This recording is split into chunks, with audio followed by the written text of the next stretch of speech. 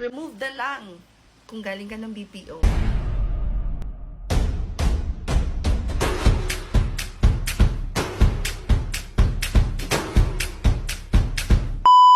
Inuudit ko, let us practice removing lang sa ating mga sentence because yung experience natin, parang minamaliit natin.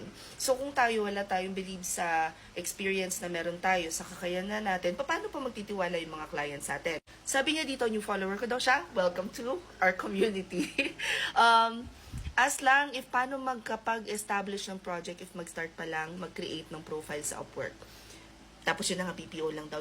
Girl, yung BPO, hindi nila lang ang experience. Nagmumumug tayo ng calls. Tayo ang pinakamahaba ang pasyensya when it comes to customers. And since may BPO experience ka na, kaya mo na ang administrative at saka support.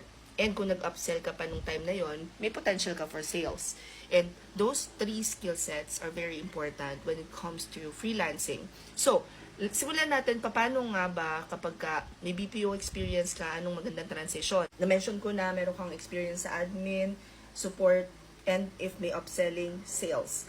Ngayon, anong account yung hinawakan mo? For example, naghawak ka ng banking or finance, pwede kang maghanap ng clients na nasa mortgage industry, credit repair. Kapag ka ikaw naman ay nasa telco, pwedeng kang mag-apply as appointment setter because, again, sanay na tayo sa ganong system na meron kang script, merong system na gagamitin, tatawag ka, and all that. Now, I know people would say, kaya nga ako magta-transition to freelancing because pagod na akong mag-calls. First, I want you to ask yourself, pagod ka na ba talagang mag-calls or hindi pa lang feeling mo sapat yung bayad sa'yo? Kasi baka mamaya bayaran ka or offeran ka ng client ng $5 to $10, biglang hindi ka pala pagod sa calls. Alam mo yun? And yes, that happens na akala natin ayaw na natin ng calls tapos marirealize natin na kapag pala may experience ka sa sales, tapos pumasok ka sa sales as a freelancer, yung commission mo is, minsan pumapalo pa nga ng $200, $300 per closed sales. So parang, 'di ba? Depende pa rin 'yan sa panlasa natin. Ngayon, punta naman tayo sa part na ayaw mo nang mag-calls. Ikaw ba ay creative na tao? Marunong ka bang manggawa ng mga design or mahilig ka bang mag-drawing or do you have eye for beauty? If that is the case, then pwede kang mag-graphics design. Ikaw ba ay yung taong makritik?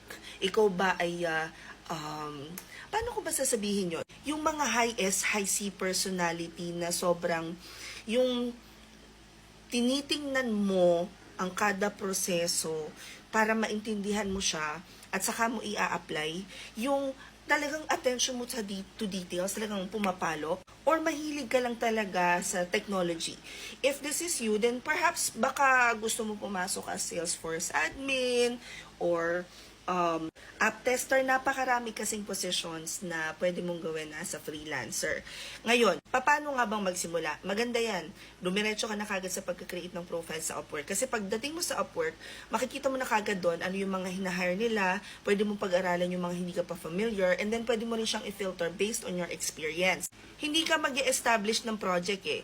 Ang diskarte is, mag-apply ka talaga. Maghahanap ka ng client na willing mag-invest sa'yo, and then sa end mo naman, kailangan marunong kang i-position yung sarili mo as someone who can help their business. Now, meron tayong tinatawag na 364-day challenge dito sa profile ko. Libre to, ang gagawin mo lang, pupunta ka dito sa link sa bio ko. Kung hindi na mag-work yan, pag kiniklik mo, nag-error message siya, i-copy mo lang sa browser. Kung nasa Instagram ka naman, i-click mo lang to. Kung nasa Facebook ka naman, i-check mo na lang yung caption. Same thing with YouTube, description box lang. Nagpo-post din ako sa thread, so kung hindi pa kayo naka-follow na lang. But if you wanna know where the kalat happens, it's on Twitter. You will then be taken to this page, i-click mo lang 364-day challenge. Libre to, wala kang babayaran, pero kailangan mahaba yung patience mo because nasa task number 67 na kami and iisa-isahin mo siya as in full guide siya, isang buong roadmap na i-guide ka kung paano ka magsisimula. Andyan na rin lahat yung paano gumawa ng cover letter, ng portfolio, ng resume, paano maghanap ng clients sa ganitong platform, ano yung pwede kong gawin, sa pa ako pwede maghanap ng clients, andyan yan. Pero iisa-isahin mo siya.